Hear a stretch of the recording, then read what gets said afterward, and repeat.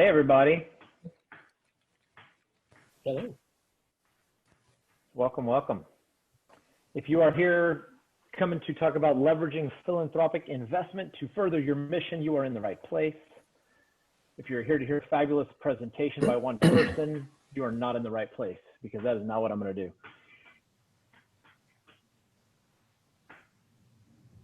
So I think we'll give folks a couple minutes. I think it's normal on these things for folks to pop in and out. So I'll give folks just a couple minutes to transition from the prior session before we get into it. And, you know, I'll start with some ground rules and we'll hit it. I'm excited to hear some of y'all's ideas.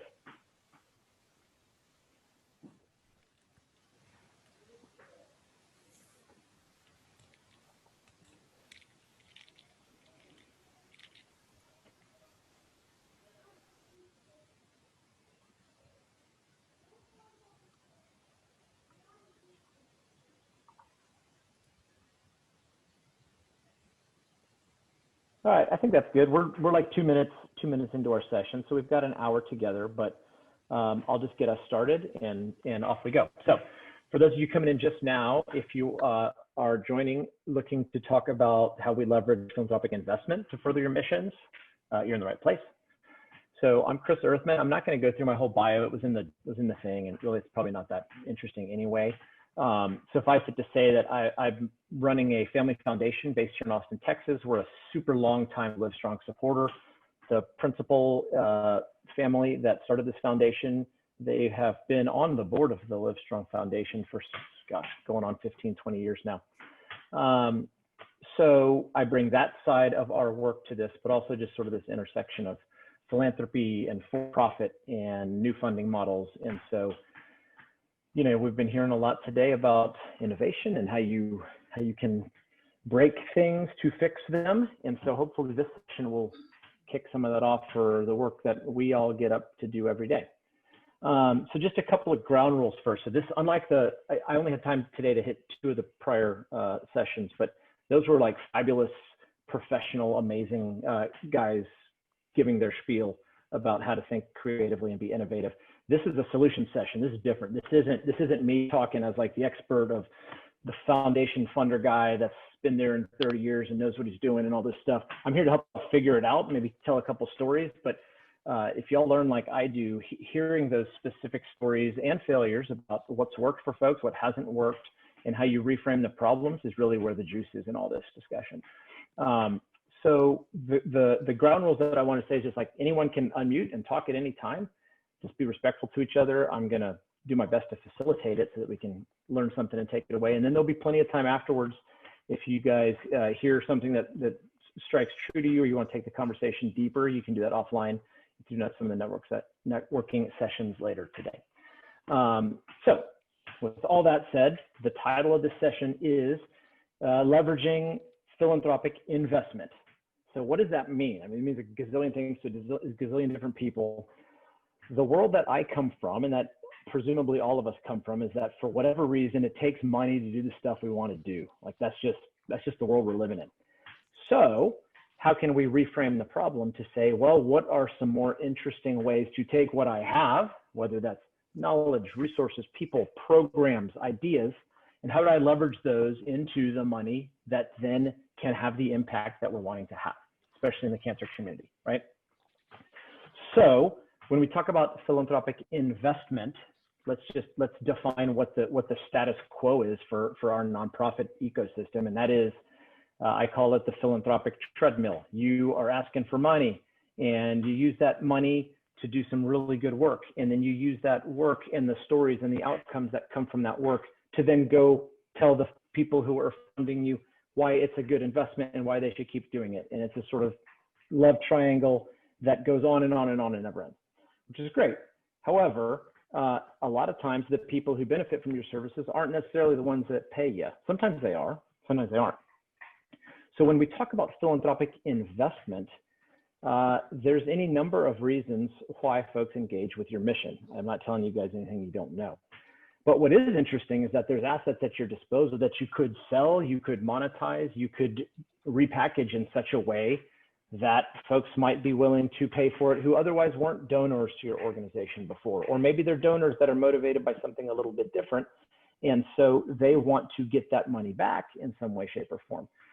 So I think the discussion we want to have today is around how this idea of philanthropic investment, not just grant making, not just the status quo of I give you this to buy this service and then it's done, how we can think about bringing in additional capital that might be on the sidelines, that is looking for maybe a financial return alongside that social return or that impact return that your organization can provide. So that's all I'm going to say in terms of setting the stage for it. What I'd like to hear, since we're in creativity mode, since we're in a yes and frame of reference, is who of y'all have had experience with this philanthropic investment sort of buzzword space? And if you've got either an example of a success or even better, an example of a failure of how you tried to utilize these tools for your organization. So I'll leave it at that and see what you guys have to say. It's always hard being the first person to raise your hand and talk.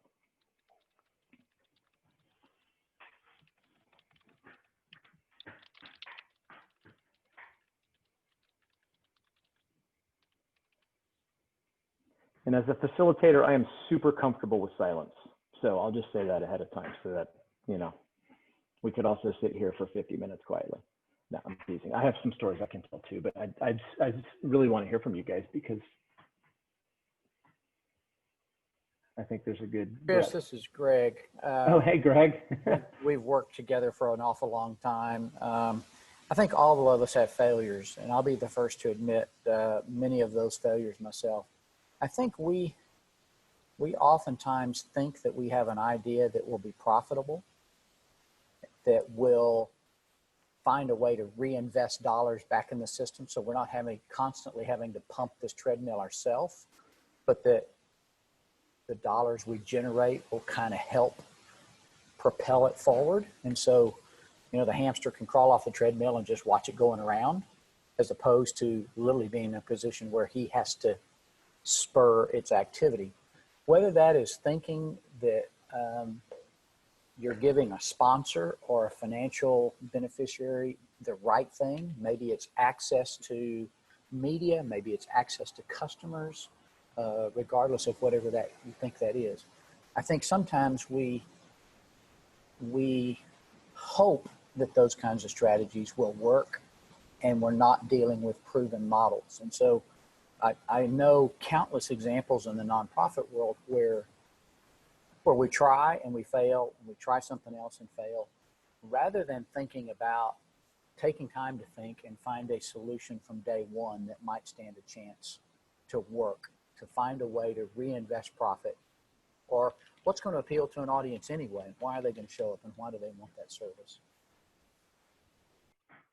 Thanks, Greg. So I'm looking at the chat, and someone asked a question about what do I mean by tools in this sense. And so, I mean, when I use that language, I'm talking about actual instruments that you can use as a funder, since I sit on a family foundation's board and run our grant making and our philanthropic investment initiatives. There's a bunch of tools at your disposal. Like most of the ecosystem uses these things called grants, which everyone knows about. That's just I'm going to give you money to do this particular service, and then you report back to me. And if you do what you said you're going to do, and I feel good about it, maybe I'll do it there. The problem is that there's this crazy power differential, if you want to call it that, between the asker and the funder, and a lot of times it's inefficient. So one of the things that we have tried to do as a funder to be more accountable to the communities that we serve is to look at some new tools that aren't just grants, that aren't just negative 100% money going out the door. And by that, I mean making a philanthropic loan, for example, to an organization that has earned income stream that can then use it to grow. Or we've even taken equity stakes in for-profit companies that have an impact that's adjacent to or even the same as a nonprofit, but they just happen to form themselves in a shell of a company that can take equity investors. Nonprofits can't do that just because of how the tax rules are set up. So let me just tell one quick story to give an example, because examples are way easier. So, and I know this isn't applicable to cancer straight away, but you'll get the point. So one of the things that our foundation has been really into is encouraging social mobility through education, through first-generation college students, right? So we started off doing what most people do. You partner with a couple of universities where you have a good relationship. You fund students who don't have the means but are super bright. You fund them through scholarship programs, and you kind of follow them through their trajectory up. And maybe you do some work on the early end of the spectrum to get those kids ready to go to college, so that you can widen the aperture of the funnel that you're creating there. What we did after having years of that is came across an organization that said, look, one of the biggest barriers to first-gen college kids is the cost. And you can do a one-to-one gift of a scholarship, and that has an impact, but it's one-to-one. What we found was super interesting was this whole student debt problem. And so we said, well, gosh, the student debt problem is really premised on the same problem we were trying to solve at the beginning with our scholarship program, which is getting more people a college degree, which allows them to get a better job and have a better life for themselves. So what we did was we found an organization that was actually paying off people's student loans using their employer as a match, as an employee benefit. And it was an amazing win-win, because it allowed those companies to maintain their best talent, right? It also made those employees that much more loyal to the employer, who said, you know, I value you so much as an employee that I want to have an impact on your life where it's most painful, which is this crazy choice of saving for retirement or getting a job. So anyway, not getting a job, of saving for retirement or paying off your student loan. So when you allowed them to do both of those things, it was just an amazing thing. So it's a long drawn out story, but I mention it by way of saying we made an equity investment in the company that was providing this student loan matching service.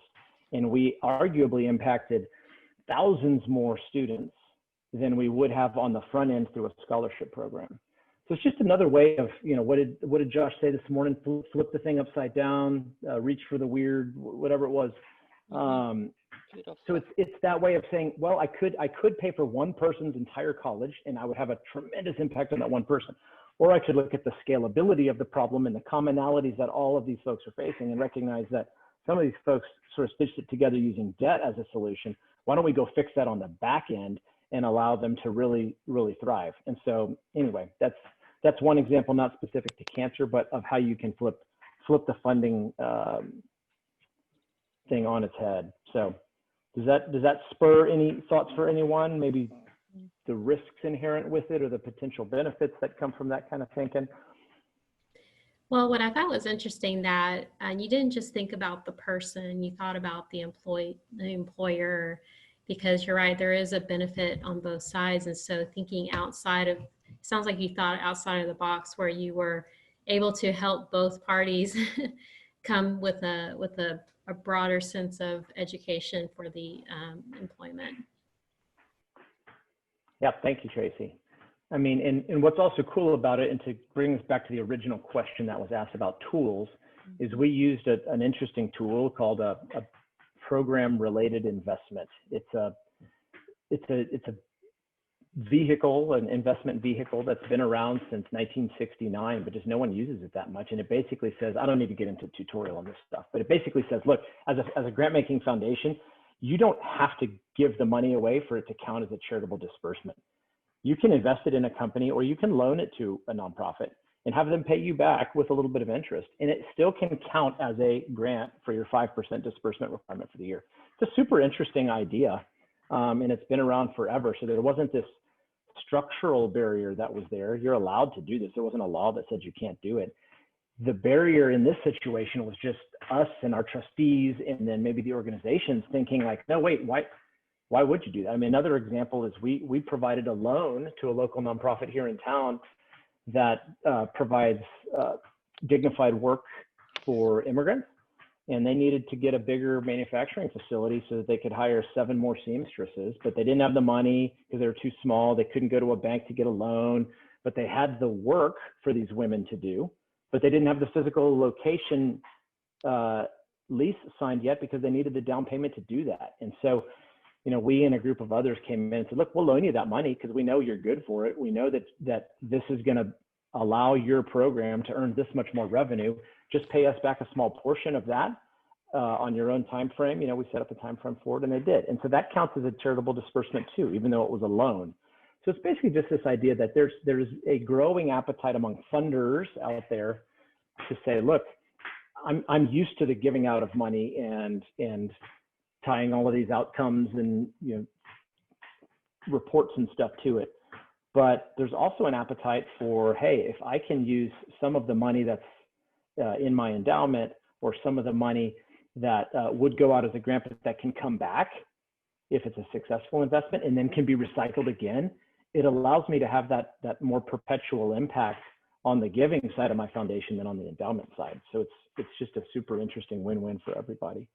Does anyone have any specific examples in the cancer space of things you've either done at your organization or just ideas that you've heard about how folks are maybe monetizing some of the programs that they have or taking on interesting financing from their funders?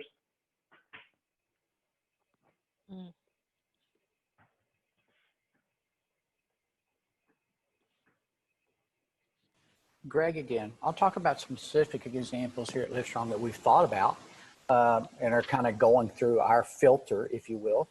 We have a large fertility program that helps 2,000 to 3,000 young couples a year kind of get connected to the services they need. They get counseling, they get knowledge about fertility-related issues, and there's a significant savings to them. The average couple saves somewhere between $5,000 and $7,000 on medical costs and related healthcare costs. There are some 700 participating clinics around the country. What if, right now there's no cost to entry for those participating clinics. They get connected to patients in their area. It doesn't cost them anything. They do have to agree to provide at least a 25% discount on their services. But they literally get free medications, free counseling services for their clients. What if there was an administrative fee that was charged to each participating client that would really kind of be this program service revenue that would help offset the cost that currently Livestrong does? It's a way to connect kind of the investor with the client and get those services paid for. In this case, the clinic is getting kind of a free service. They're getting automatic clients. If I knew I could go down the street and get $5,000 worth of free products for my people, I would do it all day long, especially if I didn't have to pay for it. But I would also probably be willing to pay a fee for that on those that were kind of proven clients. And so that's an example of an idea that we're thinking about, where in the past people think that a public charity is only giving away services. There's nothing wrong with a public charity competing in the marketplace and saying, we've got a service and we want people to pay some sort of a fee for the use of that. And so in this case, it's not directly aimed at that patient, but it would be aimed at the clinic who has a financial interest. So that's just another example here of an idea we're talking about internally. That's awesome, Greg. I mean, so one of the takeaways from that is that there's all these default modes in these industries we're operating in. And one of them is like, everything has to be free or everything has to be mostly free. And there's this huge white space between what the current default mode is and maybe what it could be. So from the funder's perspective, our default mode is a negative 100% return every time we give away money. I get $0 back. So these PRIs and these sort of sexy things I was talking about before, those get me like 103, 102% of my money back. That is a huge gulf from 0 to 102%, right? So even if something is 50%, 40%, 30%, I think one of the takeaways we can have from this and from Greg's example is that it doesn't have to be, what did Josh say this morning? It doesn't have to be this like massive thing. It can be a very incremental, oh, let's test this. Let's experiment with this. Maybe they won't stop using the service if we charge them a $10 administrative fee or $100 or $1,000, whatever it is. So think about that spectrum of white space in the areas you're operating that could be really interesting. I'll tell a funny story. The first time we did a PRI loan, a philanthropic loan to a nonprofit, there's some friction there. Like the board of the nonprofit's like, oh man, I don't know if it's right for us to be taking on debt. Like this feels kind of weird. And my trustees were thrilled with it. And so every time we got an interest payment that came from that nonprofit, even though I'm a signer on the bank account and everything, I send it to my trustees to sign the back of that check, because I wanted them to see that this is real. Like you're having 80% of the impact you would have had with a grant.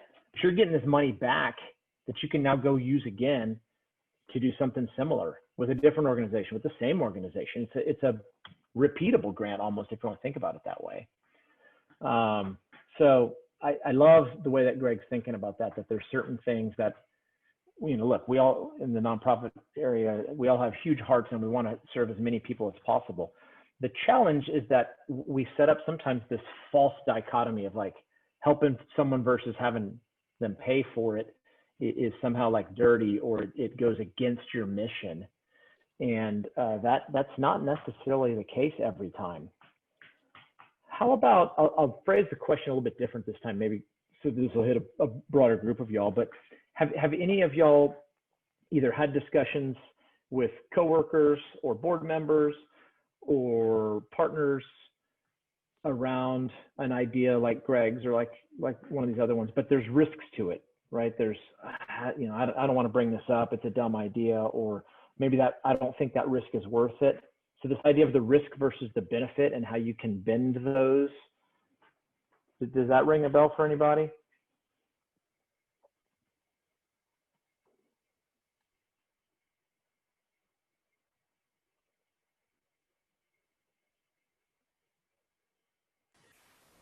Didn't mean for this to be a two-way conversation, Chris. I think I'll use a couple of buzzwords that'll probably resonate with people. I think we all go through as a leader of a nonprofit organization this risk appetite, whether it's our board members, whether it's staff, whether it's leadership team, and everybody has a different tolerance for that.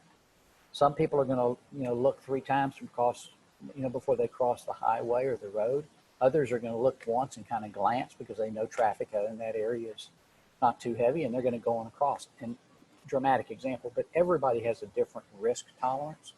And I think the part that we've talked about earlier today in the other presentations is you have to have time to allow people to brainstorm and have the what ifs without the risk of judgment and valuation at that time. You're not trying to judge it.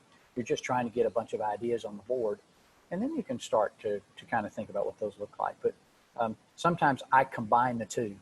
I do the brainstorming and the evaluation all at the same time. And more times than not, it ends up poo-pooing ideas that probably we need to be evaluating in a different way.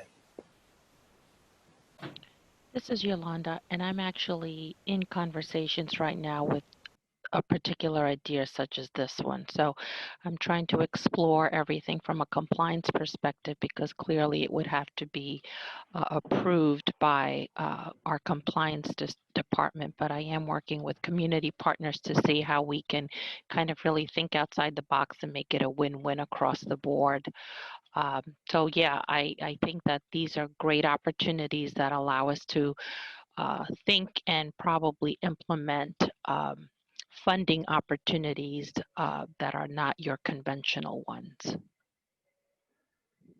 Thanks, Yolanda. Do you want to share a little bit more about how you got to the point where you are now?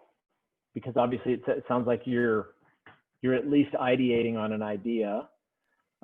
What are some of the perceived benefits benefits that you could see from it, or some of the perceived risks? You talked about compliance. That's a huge one, especially anything involving medical work. So. Right. Well, for us, I work at a hospital, so it's about competition, right, and market penetration. So if we provide this particular service, what clearly we want to do, our goal is to strengthen our footprint in the community. versus our competitors, our other hospitals. So how do we do that? And thinking outside the box by providing services, for instance, having subject matter experts, physicians be presenters at corporations or at other community partners to share and educate that community on specific medical topics is what we're looking to do, because that way in the forefront that the community and the population is going to think to come to our hospital versus going to another one, because we've allowed ourselves to provide that type of service to them. Great, thank you. You know, you bring up an interesting point with competition, in that a lot of us, you know, maybe we're working in a nonprofit. That's a tax status. That's not a business model, right? And so this idea of competition is very real. You're competing not only for clients, but you're competing for donor dollars or other philanthropic dollars. And so what's interesting to me as a funder is when the development team at an organization thinks creatively about how they can provide me with a financial return alongside that social impact, that impact that we're trying to catalyze with our giving. And a lot of times those things are sort of at friction. There's this thinking that, well, if I make money off of something, I'm by definition not doing good. I'm not helping a person, or it's going to take my eye off of this sort of pure play philanthropic thing. And I think we're finding, at least in the impact investing world, that dichotomy really doesn't exist. I mean, maybe it does in certain circumstances where you have to make a decision on how many people do we serve versus, you know, how much do we charge. But does that resonate for anybody, that this spectrum of financial impact versus social impact, and how you can toggle the two and they can actually both rise together versus always being zero sum? You got to take away from one to get more of another.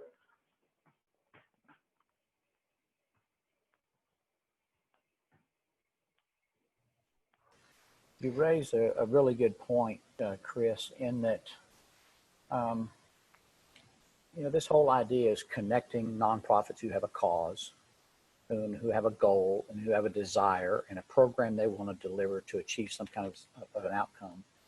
And they have a donor or someone who wants to make an investment. And what you're trying to do, at least in my mind, is find out, okay, where is the value in that transaction? Where is the value, and who gets the value? And what are the players that you can bring? And sometimes I know from my experience, where I get bogged down a little bit is that it gets complex. If we provide certain kinds of navigation services, as an example, to patients in an area, they will have better outcomes. We have studies, and it's proven to do that. Their medical outcomes will be better if they understand the disease, they understand the impact on them, they know their insurance, they get the guidance on what that all looks like. The challenge is that the cost savings don't always inure to someone like a Livestrong. They inure to the local county government, who's not having to pay the costs for that patient because maybe they're underinsured or uninsured. And so it gets complicated in that you have to go and present that kind of model to the county and get them to kind of buy in. So if it was a one transaction, like a one-way transaction, most common when people talk about is Uber. I need to go somewhere and I need a ride, and there's a company that's willing to do that. It's an easy transaction. It's one-on-one. It's kind of a two-way thing. Oftentimes in the healthcare space, these are not two-way. They're three or four. They're complicated because you have a medical provider, a medical facility or a doctor, you have a patient, and then you have a payer or a funder. And sometimes those intricacies make that a little more complicated. I'm going to turn this back for just a second, though. I'm going to ask you the question, as a person who's frequently involved in looking at these kinds of things. What is it that you look for when you're trying to evaluate investments and causes. Because if I go back in my history, 20 years ago, people didn't connect philanthropy and investment. Those were two separate things. People made money in one pot and they gave it away in another pot. Only within the last decade, people, thanks to the work and efforts of people like you and the Aragona Family Foundation for finding ways to connect those two, to where there is a way to connect social causes and investments to come together. What do you look for, and what does the Family Foundation look for when you're trying to evaluate those? Is it 50% the investment side of it? Is it a cause that lines up with the mission of the foundation? Is it a unique mixture of those? What is it that you're looking for? Sure. So, I mean, I can take that one a couple of ways. I mean, the first one is that the hardest decision that anyone ever makes is how to allocate that next philanthropic dollar, because, you know, comparing animal welfare to, you know, cancer survivorship, to food insecurity, to educational attainment, like these things are not there's no simple scale that you can say which of these causes is more impactful, right? And so it's kind of a cop-out, but at least for a family foundation, it's what does the family care about? Where are they uniquely positioned to make an impact in this system? And so the way I've come at it is, like you said, Greg, a lot of folks used to bifurcate in like, I'm going to make my money so that then I can put it in this foundation and then spend the second half of my life doing all this good work. And it's this kind of this side of the brain and this side of the brain. And what's super interesting is that when you have that divide in your head, you make really good decisions on the investment side, and sometimes you don't make the best decisions on the philanthropic side because, well, it's all good work. I can't decide between the, you know, puppy dogs over here and the babies over here. It's all good. So there's no accountability to me as a funder. So it doesn't matter. I can just do whatever, you know, whichever the way the wind is blowing me today, I'm good with that, and no one can tell me otherwise. But the biggest disconnect I've seen from being at this, first in a corporate foundation, and then, you know, for the last 15 or so years in a family foundation, is this risk tolerance. You would think it's the opposite of what it is. And what I mean by that is there's very set parameters on risk tolerance in traditional investing. You know, stocks are riskier than bonds, you know, money market funds, all these very well-defined concepts that everybody understands. And everyone's willing to take a certain amount of risk commensurate with the return they think they're going to get.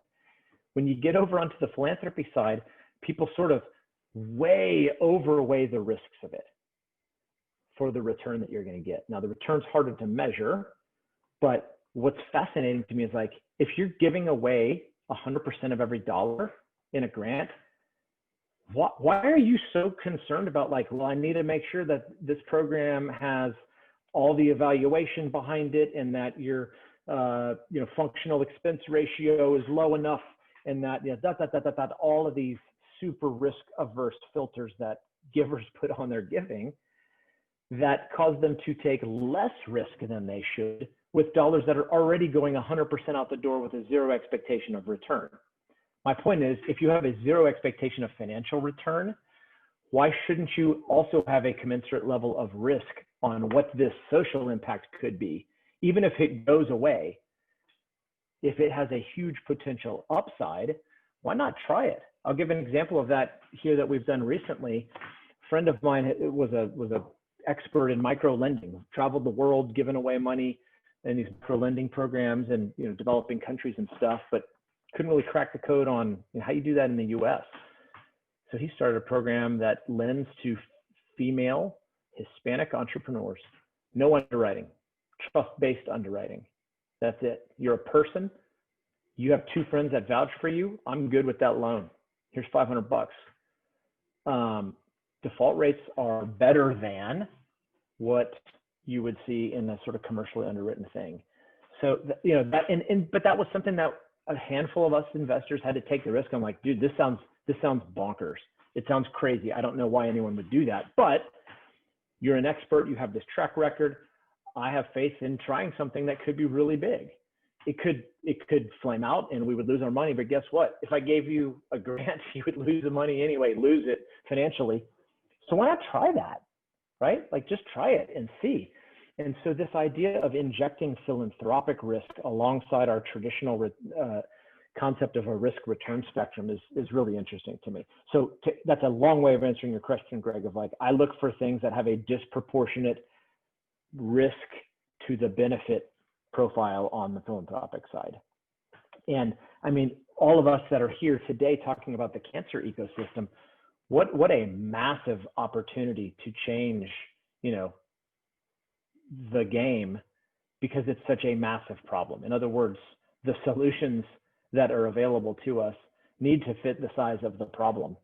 And, you know, let's take some risks on it. That's but I think we're a little bit unique in that. And so, I mean, I'd love to talk to some of you guys if you have experiences of maybe funders that are super risk averse and are hounding you for those, you know, grant outcome reports, and you got to get it to me by this day or else you can't get in the funding cycle for next year.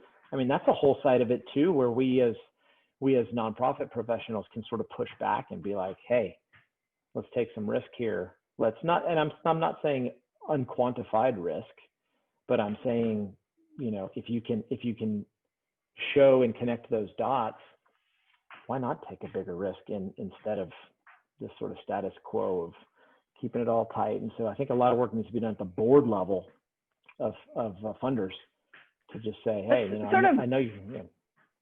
Yeah, I do have sort of a thought or a question about that, because I definitely struggled with that.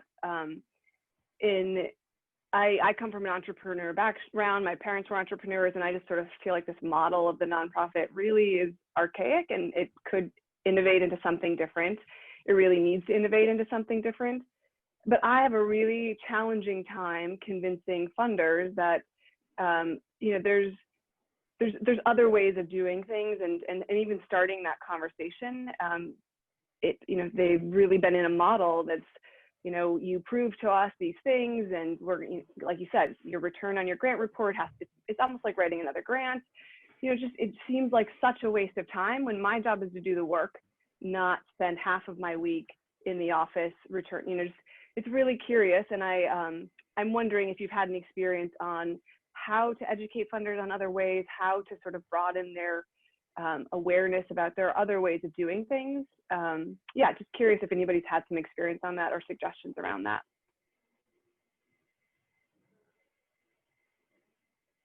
I can certainly answer this, but I would love for anyone else to jump in if they have a unique experience related to that. Scanning our boxes, I see all mutes. Okay, I will take this one then. So here's the gold standard of what, I'll just reframe that in terms of like, what would be the sweetest deal for someone to come to me with, right? Like what would get me super fired up?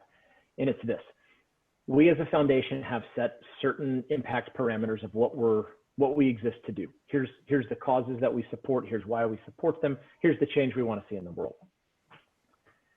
Currently, we're operating in mostly this environment of, we're going to go to those organizations, we're going to talk with them, we're going to have them write us a grant, or we're going to provide them with a discrete amount of money to go do this specific thing. That's it.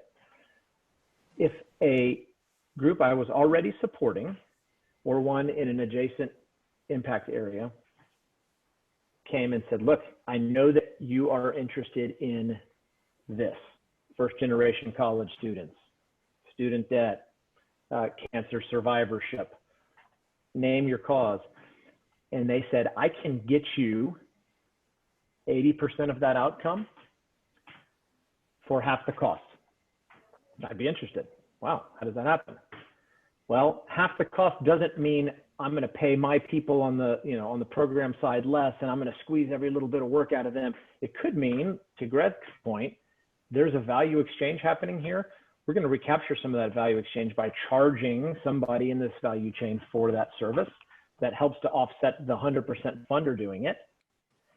If you do half of that, that makes it half expensive to me. And so that way my money can go further. You now have a different payor in the system, and we're spreading the value of your program's intervention among different parties. So it's a way of, can I capture some, what would you say, above 50% of the value, but in a way that I can get that same value for less than 50% of the cost, for a disproportionate amount of the cost. And that's why I love these loans, because they have this huge impact, but they're tied to, usually these things are tied to earned income streams, you know. So the best example of that is like the YMCA has been doing this for 150 years or whatever, you know, having a workout facility and having a certain subset of people that can pay for it, pay a full rack rate, but then a huge subset of folks that their mission exists to support pay sort of a sliding scale thing. I mean, that's the simplest example of that. So that's what I would like to see, is someone to come to me with, I can get you the outcome, but I can also do it in a way that has a market-based mechanism on it that can pay us all back a little bit. Doesn't have to be 100%, but pays us all back a little bit, so that we can move away from this treadmill into a more sustainable funding model. Was that too generic? Was that too generic? No, I think there's one thing he said that I'll piggyback on, Heather. He said the word outcome about 10 times. Most nonprofits and grant funders, Chris, you're an exception in this case, are thinking about outputs. How many brochures are you mailing? How many reports are you doing? How many types of things like that are you producing? We work really hard with our funders on trying to focus on the outcomes. You know, have we improved somebody's health? Have we saved their life? Have we saved them money? But it's not an output where we sent out 212,000 brochures. It's a focus on the outcome. And generally, when we do that, you can bypass a little bit more of that bureaucratic tape around the outputs, where they're comparing inputs and outputs and they're not thinking about the outcome. And so that's one area where we tried to help a little bit, is just educate the funders on that area. So one other idea, just as a thought exercise, I know this morning's sessions were all about, you know, really understanding your customers and sitting in their shoes, sitting in their living room, understanding where they're coming from, so that you could have a different perspective maybe than what you thought it was, right? Being informed by the market. So if you want to think about your funders as a constituent to your organization that you need to, you know, really understand and maybe see what's motivating them. I know everyone already does this when you're, you know, researching grants and doing all the scientific work you do to you know, steward donors through and individual giving and all that. I understand how all that works. But at the same time, with respect to this impact investing space, this philanthropic investment idea, there's a really interesting report, and I'll put it in the chat here in a minute, that a group called Rockefeller Philanthropy Advisors put out this summer. It's a practitioner's guide. So what it is it's for the audience is people like me, people who are funders who maybe heard this term impact investing but don't know where to start. They're maybe tired of giving grants away and they want to experiment with this. It's a practitioner's guide on how you do this. But I would encourage y'all as fund seekers to maybe read that, not so much with an eye towards how do I get this money, but toward an eye of, here's what my funders might be thinking about, and here's what's motivating them. Here's a movement that's been happening and really come to the fore in the last 20 years. How can we take another look at the programs that we're offering and the way that we're doing our fundraising, and maybe put just a small sleeve of this into how we come up with our revenues for next year, right? So there's tons of resources out there on this, but the buzzword is impact investing, and it's this idea of what we've been talking about this whole time, of having a financial return alongside a well-defined social return, and doing it with intentionality. That's the real distinction here. But Greg, your other point about just the complexities of the systems that y'all are working in make this an even tougher challenge, especially when you've got hospital systems involved and stuff like that. But it also creates that much more opportunity. There's a lot of money being changed hands and a lot of impact that could be happening. So, all right, so we got 15 minutes left.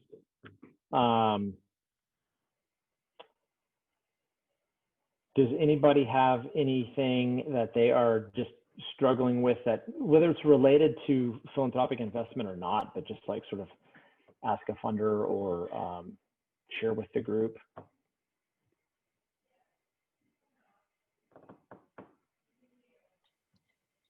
Chris, this is Yolanda again. So, in this era that we've been living in of COVID-19, have you seen a mindset shift with funders with regards to holding back on dollars or being a little bit more conservative or taking less risk with nonprofits? Yes and no. So I'll answer that two sides. By and large, absolutely. And what I think most large funders are doing, most funders in general are doing, is they're sort of doubling down on their existing grantees because COVID's creating so much pain, especially for I'm not telling you all something you don't know. Any organization that had any sort of in-person event-based fundraising as a piece of their strategy just got whacked, right? So you're getting creative with new things, but most folks are just, they're struggling to keep up. And so what funders are doing is, instead of saying, well, I'm going to increase my giving to 20% more organizations this year, they may increase their gross giving amount, but they're doubling down on the organizations and the relationships they already have. So on the one hand, that's an opportunity for all of you to go to your funders and say, what's a creative way to think about this? What was the thing that Duncan said in the last keynote about how scarcity really creates focus and innovation, like when Walt Disney was broke when he did the thing. Anyway, so COVID is sort of creating some of that scarcity. It's overlaying scarcity on what was an already overtly scarce marketplace, which is the nonprofit funding ecosystem. So yes, Yolanda, I do think it's creating less risk taking in terms of, let me bring a new organization into my grantee portfolio. At the same time, because of all of the resource constraint, one of the things that we're funding now that's new in a really kind of exciting pet project of mine is this idea of sustained collaboration through acquisitions, sustained collaboration through mergers of groups, especially small groups, where they might have a program that's complementary to a larger group. I know Livestrong's done this throughout their history, sort of taking on smaller groups and bringing them into the mothership and offering them to the constituents. They have a broader reach, a better distribution network, all of that stuff. So, one of the other sort of interesting ways you could think about expanding your reach during these crazy COVID times is looking for more deeper collaborations than you maybe already have. So I see someone in the chat also talking about unrestricted funds. We could get into restricted versus unrestricted. I know what kind of a burden restricted funds place. And so as one foundation, we try to only give unrestricted. We basically give based on the leadership of the organization and the outcomes that they put out. But that's also why I like earned revenue, because earned revenue by definition is unrestricted. Chris, this is Srini. I just wanted to make a comment. I know you said, COVID's brought a lot of pain, but one aspect of, if you think about those recently report about, some of the wealthiest people in the United States, I'm talking about the Zuckerbergs of the world, actually made $1 trillion, right, extra this year because of COVID. So I'm curious, from a nonprofit kind of world, like what avenues there are to kind of reach those people. And I'll put this in context of Duncan's talk that he gave as well, right? Very energetic, very inspirational.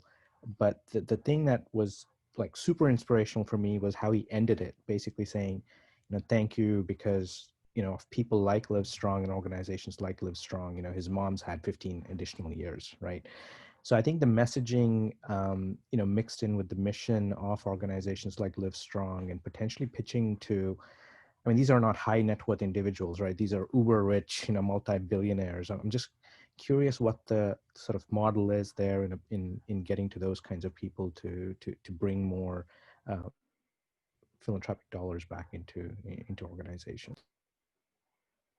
Well, great observation, and I'm sorry I missed the end of Duncan's thing. I had to get ready for this, but so let me ask a clarification question, Srini. Are you asking how would a smaller or maybe a regional cancer focused nonprofit access these, what would you call it, the international superstar funders. Is that what you're? Yeah, and it's not necessarily the smaller or regional ones, but I'm talking about like the Livestrongs of the world that obviously have a lot of they have brand recognition and they have a history of doing this for 20 odd years, and I'm looking at organizations like that having more access to capital to fund people like myself and Heather, who are all entrepreneurs who are trying to make a difference in the cancer space, right? So I'm just trying to think about, how organizations like Livestrong are kind of branching out to get to this additional sources of capital from the millionaires and the billionaires of the world. Greg, you want to talk about that from the Livestrong I sure will. perspective? First of all, Srini, it's not a silver bullet. Here's the grand solution, and it's done. It's complicated. You're building networks. You're building pipelines. You're building relationships, and so over a period of years, through the connections that you and your development team build, you're establishing relationships, and you're getting to know people. Part of the challenge in this is understanding what does that donor want. And I would like to believe that you approach any donor with a proposition and they're going to bite on it. The short answer is that that's not always the case, that you have a cancer topic and you have a pets topic and you have a clean water topic and you have a poverty profit and you have different things like that people care about. So unfortunately, it's a longer process to try to identify what does that family want, what does that large donor need, what are they looking at, who do we know that might know them, and how do you make those kinds of connections? And it's a long time consuming process to try to connect on those larger scales. The good part is that those larger donors usually are sophisticated and they know enough about what you're doing or what's possible that you can connect with them sometimes a little easier. Joe Q donor, you may have to educate on all of the initiatives that you're trying to do, but it is a long time consuming process. And I know, as an example, we go through wealth screenings with donor lists. We try to match up what we know about their interests of them or their family or the people they support, and try to find linkages and connections into us. And again, it's one of those deals where, like was talked about earlier, you have to be willing to fall down 7 times, just knowing that if you keep getting up that 8th time, you're going to find success that next time. It's just a slow, long process. It's not an easy one-time thing. Yep. No, thank you for the response. Well, and the one thing I would add to that response too is, where did that wealth get generated? It got generated in the marketplace. And to the extent we, all of this community solving this cancer problem has solutions that could be brought to the marketplace that maybe aren't wrapped in a nonprofit, or maybe could be spun out of your nonprofit to a real business. I think about the scrubs example, right? The fashionable Lululemon scrubs example from this morning, right? That's not a nonprofit, that's a business, but it's having an impact. It's having a really big impact, right? And so the point is, all that wealth gets generated in the marketplace. You can join the marketplace and participate so long as you're intentional about it. And it's very careful, because there's a lot of if you're a nonprofit, there's enough things in your bylaws and in place to give you the credibility that you're going to meet your mission, right? Like you have to by law. That's why you were created. On the for-profit side, or the sort of in between, these weird kind of impact LLCs that are out there, benefit corporations, all of this stuff, these hybrid organizations, it's not quite as easy. It's more of a gray space, but it's an interesting one because there's fantastic funding mechanisms in the for-profit world, right? Venture capital funds, private equity funds, ETFs, all of this stuff. So one other way of sort of flipping the thing on its head is, instead of saying, how do I get the biggest donors to support the right causes, Or how do I appeal in this crazy sea of fragmentation? How do I appeal to these folks? One way could be, how do I create something so valuable and impactful that people want to invest in it because they're going to make a ton of money, but also because they know that it's going to create a huge benefit. So you're seeing a ton of this in the green energy space, carbon capture, all of this stuff. That's like one of the easiest ones for folks to get their heads around. Is it's a huge market opportunity because it's important to everybody, but it also is saving a ton of money and creating a ton of value. So anyway, but I don't say that to belittle that this work is day-to-day hard relationship-based blocking and tackling. That's what it is. Okay, 5 minutes left, 4 minutes left. Anything else I can cover, or any final questions y'all have that got spurred by the discussion? Otherwise, I'll just kind of give what I heard from the handful of folks here, and then we'll go off to our next breakout session. Well, I mean, as a final comment, where would we be if we did not take risk at all? Like, we're already taking a risk by doing a nonprofit, but how, think about how further you can go with that and using a PRI or putting out something that no one else has ever done. So even though I didn't have examples to share, I do know the concept is very important for us, and I just wanted to add that to the conversation. Thank you, Tracy. And not only, we should take those risks, but I think we smart risks, right? We already talked about that, but the problem is so large and the people being impacted are so widespread that it almost demands us to take the risk, right? Like, we're not just doing this for ourselves to have a job. We're doing this because we're at our very core motivated by helping others and showing love. And that's not a reason to sort of put yourself out there a little bit and take some risk. I don't know what is. And that carries over to funding also. Well, because it's not like we have the product like Apple. We have people, and we have to, pull at those heartstrings to get that. So, Greg, I'll pass it on to you. I just thought I would add to that. Well, I think I lost my train of thought here, but I think we have to realize that the problems we face today, we can't go back in the archives and find a solution for them. If there was a solution to the challenges we're facing right now, we've been there and done that. What we've got to do is use some of the creative and the innovative and the thought-provoking tools and things we talked about earlier today to find new solutions, because we're not going to find a solution to yesterday's problem with yesterday's solution. It's got to be a new one. We've got to find a new way to do it. And if you're going to find a new way of doing things, you have to take some risks. You're going to have to go off-roading. You're going to have to color outside the lines a little bit to find those new solutions. And I think the thing that we're all balancing is how far off the reservation can we get, or how far off the highway can we get, and how do we feel comfortable, and how does our board feel comfortable, and how comfortable do our donors and supporters feel. But we have to be willing to take those risks. People's lives are on the line, and if it's not worth the risk for that, what is? Amen to that. All right, so I'm summing it all up in one sentence.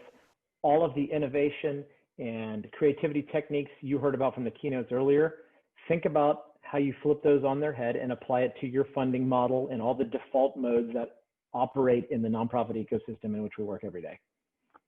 That's the homework. Thank y'all. Appreciate you coming.